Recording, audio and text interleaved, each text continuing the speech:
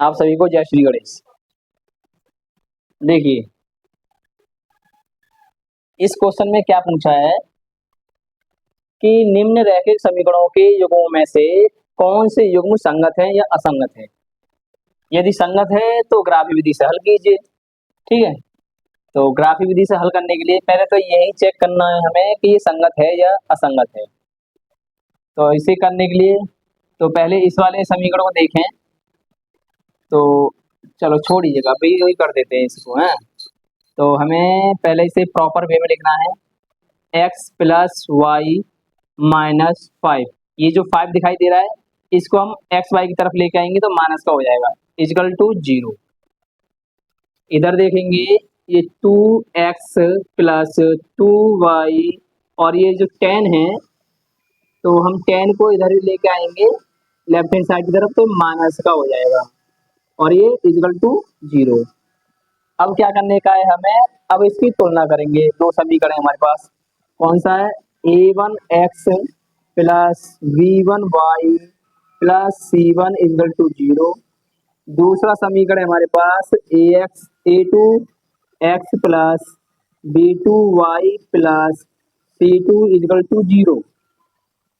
अब हम यहाँ तुलना करेंगे, कंपेयर करेंगे तो x का, तो यहाँ x का जो गुणांक है यहाँ पर 1 कहलाएगा, जो कुछ नहीं होता तो 1 होता है। तो a1 मिलेगा हमें, a1 मिलेगा 1 और b1 मिलेगा हमें यहाँ पर, देखो y का भी कोएफिशिएंट में कुछ नहीं दिखाई दे रहा है तो 1 होगा आपका। ठीक है, और ये आपका c1 आ जाएगा बच्चों माइनस का 5। यहाँ देखें a2 देखेंगे तो यहाँ x के पास में आपका 2 आ रहा है तो 2 होगा गुणांक। b2 यहाँ देखें y के पास 2 आ रहा है तो b2 आपका मिल जाएगा 2।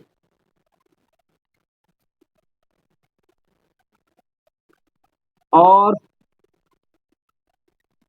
ये C2 हो जाएगा आपका माइनस का 10।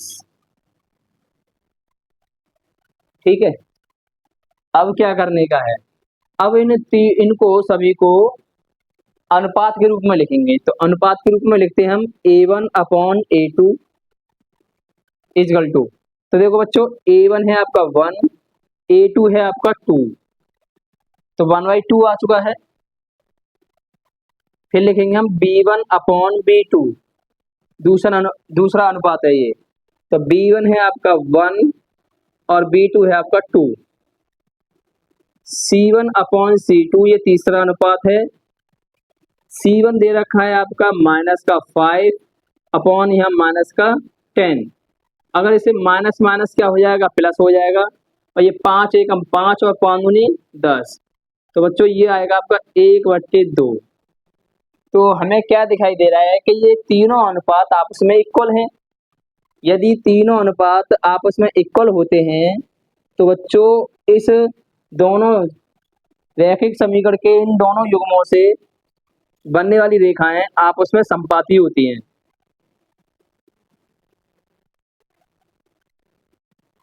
ठीक है, अगर ये वाली सिचुएशन आती है, मतलब तीनों अनुपात अगर आपस में इक्वल हैं तो रेखाएं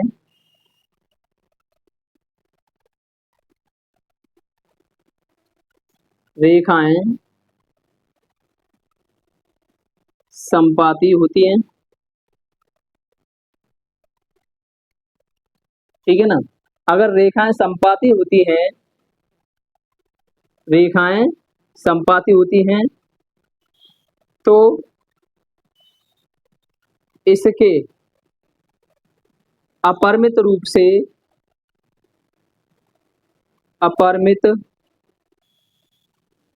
से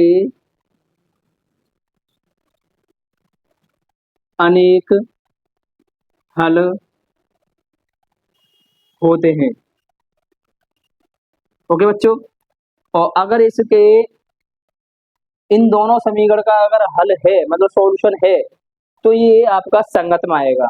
जिन समीकरणों का अगर सॉल्यूशन होता है वो संगत में होता है और जिन समीकरणों का अगर सॉल्यूशन नहीं हो सकता वो असंगत में आते हैं। ठीक है ना, क्लियर। अतः ये संगत है।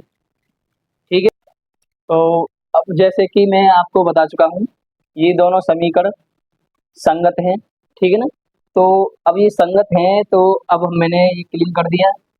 अब संगत के लिए, अब तो संगत है तो ग्राफी विधि से हल कीजिए। अब इनको हमें हल करना है। ठीक है, तो पहला समीकरण उठाते हैं हम।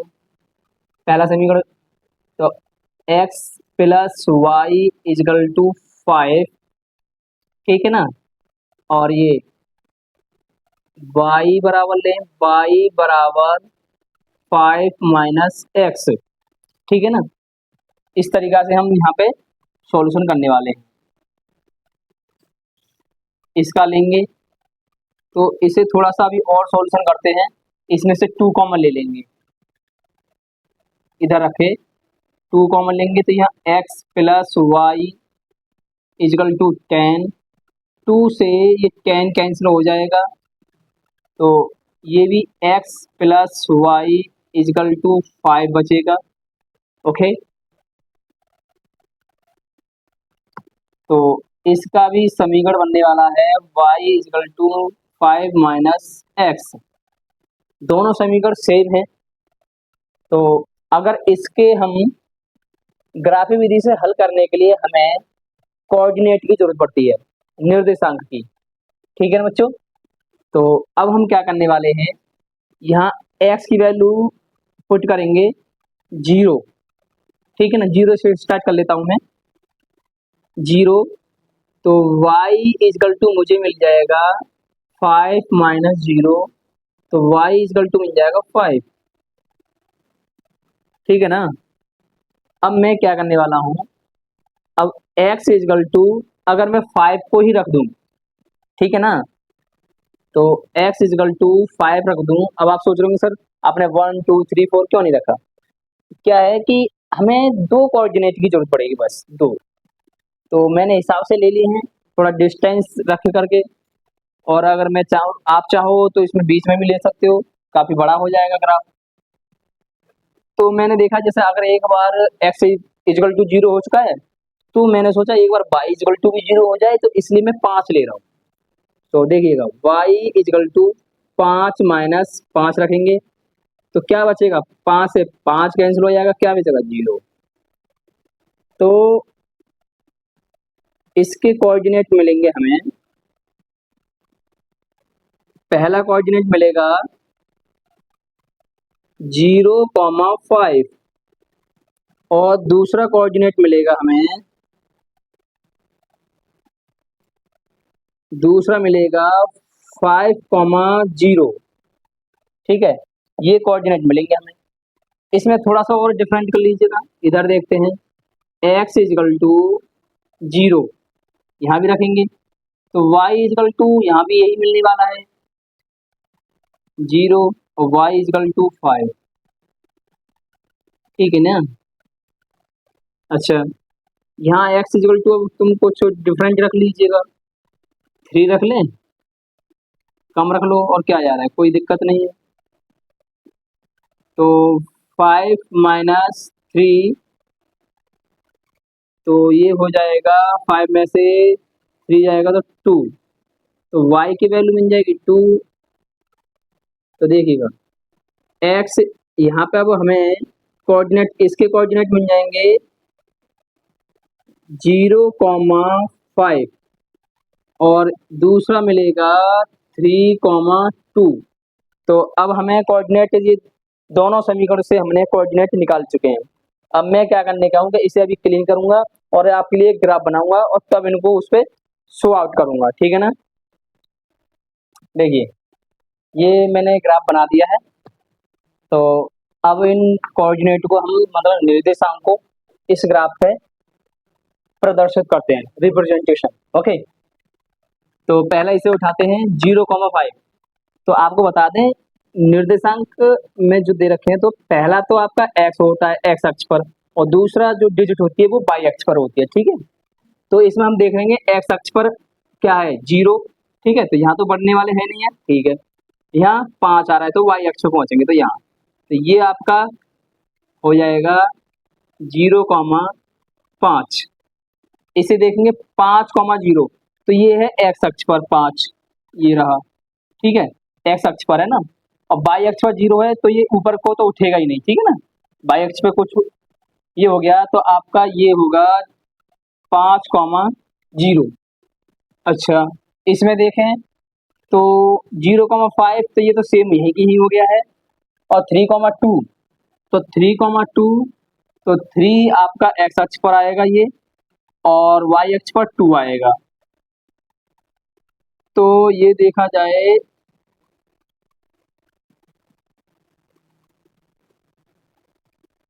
ये आपका हो गया, ठीक है,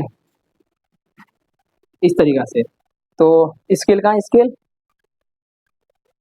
ये रहा, हाँ जी। तो अब आपको क्या, हाँ, इसको दिखा देने का है 3,2, ठीक है। और ऐसे आपको स्केल रखना है अपने नोटबुक पर, और इस तरीका से खींच देना है। खींचा नहीं खींचा, खींच गया, ठीक है ना। तो अब आप देखोगे कि इस रेखा में दोनों समीकरण समाये हुए हैं, मतलब इसमें दो रेखा बनी हुई हैं और एक दूसरे पर ही रेखा है, ठीक है ना, इसे बोलते हैं संपाती रेखाएं। तो ये आपका 4 क्वेश्चन का पहला क्वेश्चन सॉल्यूशन हुआ। और आपको इसी तरीका से अगर आपको स्टेप बाय स्टेप समझना है, हाई स्कूल की पूरी मैथ अपनी कंप्लीट करनी है, तो आप हमारे इस चैनल को सब्सक्राइब करें, लाइक करें, शेयर करें। धन्यवाद।